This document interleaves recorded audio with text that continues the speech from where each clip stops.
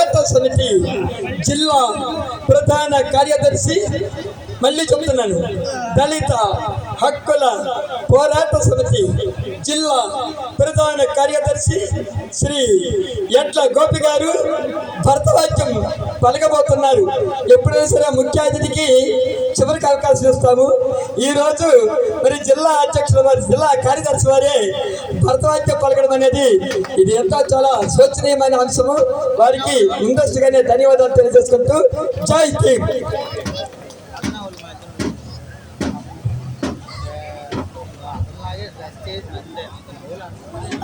సభ అధ్యక్షులకి, అలాగే వేదిక మీద ఉన్న పెద్దలకు,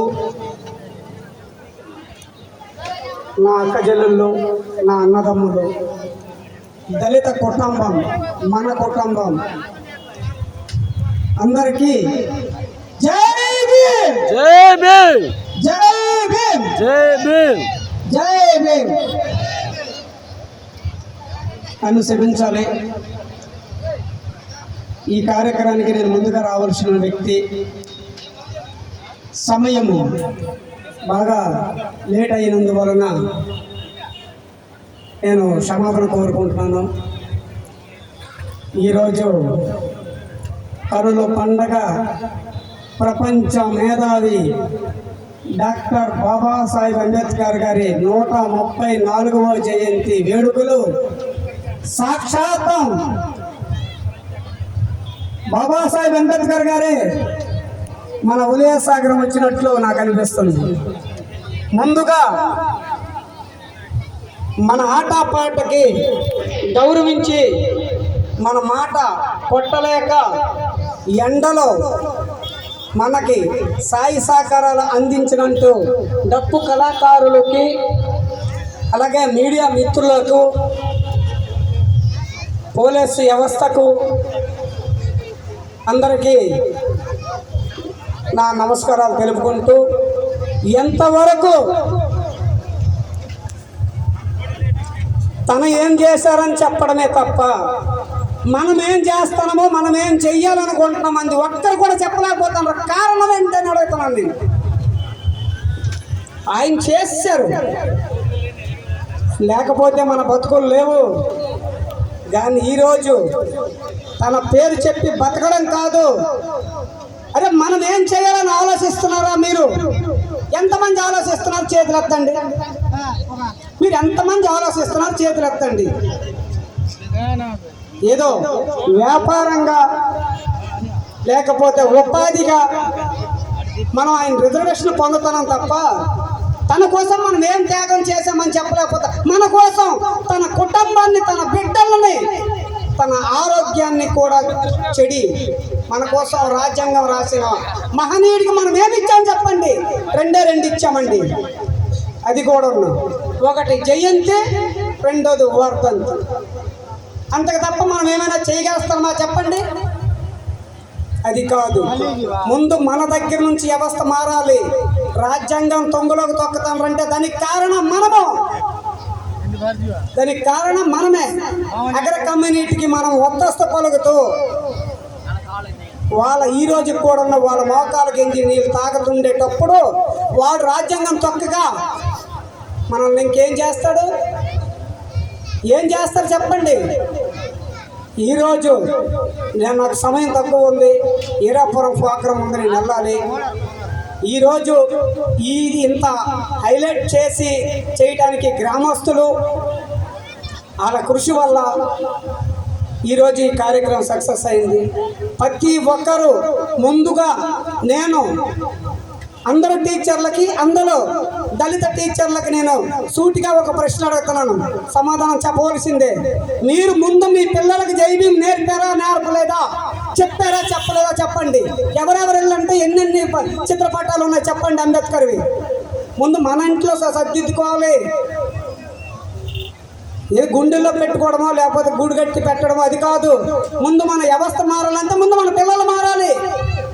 రానున్న రోజుల్లో ఆర్ఎస్ఎస్ మనల్ని వస్తుంది తొక్కుని దాన్ని కాపాడాలనుకుంటే విగ్రహం ఆపదు.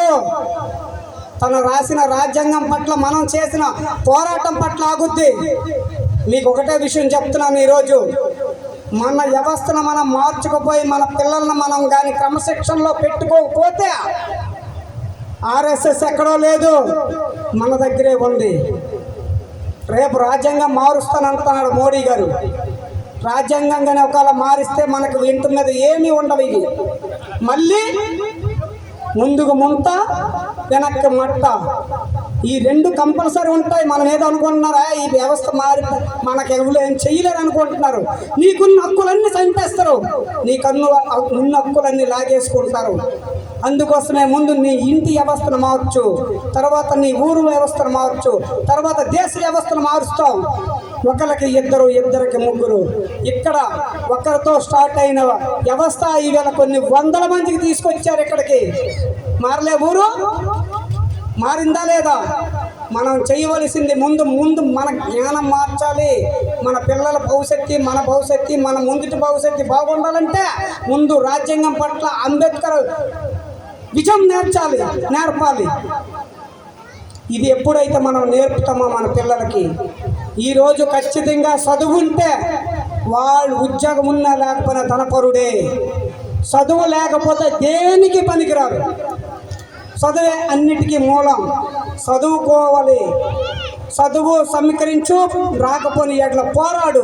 ఎవరికి అప్పడగట్లేదు మనము. ఇది ఒకటి గమనించండి. ఏ అధికారికి కానీ, ఏ ఆఫీసర్కి కానీ, ఎటువంటి నాయకులకు కానీ మనం ఎవ్వరికి అప్పటికి అవసరం లేదు.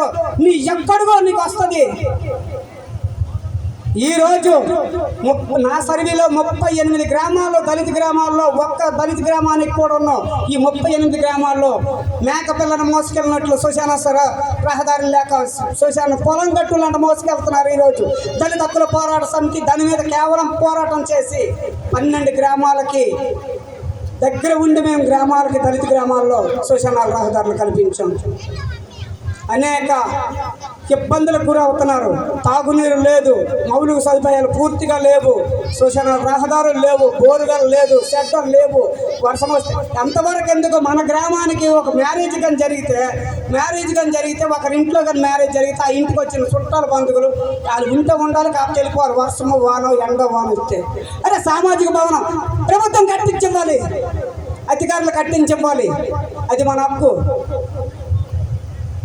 దాన్ని కబ్జాలకు పాల్పడి ఈరోజు దళితులకు కూడా ఏ ఒక్క సౌకర్యం రానివ్వకుండా హక్కులు హరించేసే ప్రభుత్వాలు ఉన్నాయి. మీరు కళ్ళు తెరిచి చూడండి.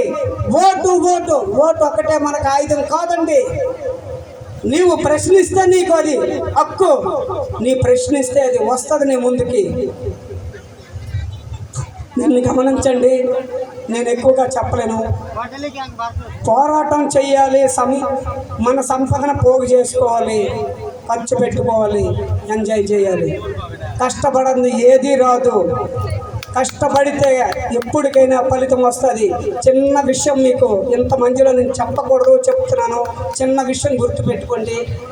మా నాన్న చిన్న వయసు, నా వయసు మా నాన్న చనిపోయాడు. మాకు తినడానికి కూడా తిండి లేని సమయం. నా చరిత్ర నేను చెప్పుకుంటాను. చాలా కఠినమైన కష్టాలు పడి నేను వచ్చున్నాను.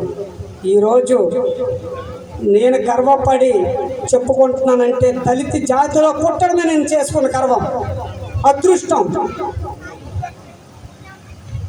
గడప గడపకి ఎంగిలి ముద్దలు తిని నేను బతికా. నా అన్నదమ్ములు నాకు చూడలేదు, ఎవ్వరూ నన్ను చూడలేదు.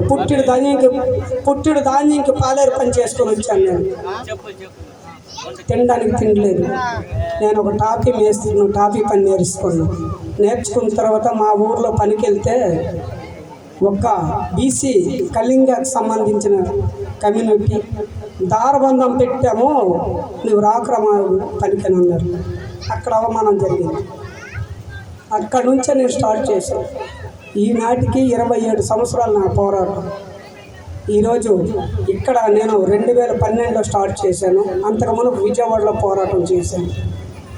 ఒకటి గుర్తించండి. ఆ అవమానాలు పడుతూ గత ప్రభుత్వంలో 73 డీ పట్టా ల్యాండ్లు లాక్కుంటే శ్యామసుందరపురం మన జగతిమెట్ట ఆనుకొని ఉన్న ల్యాండ్లను అడ్డుకున్న పైన నాపై దాడి చేసి కొట్టి చంపేస్తారు. నేను చచ్చిపోయి 7 సంవత్సరాలు అవుతుంది.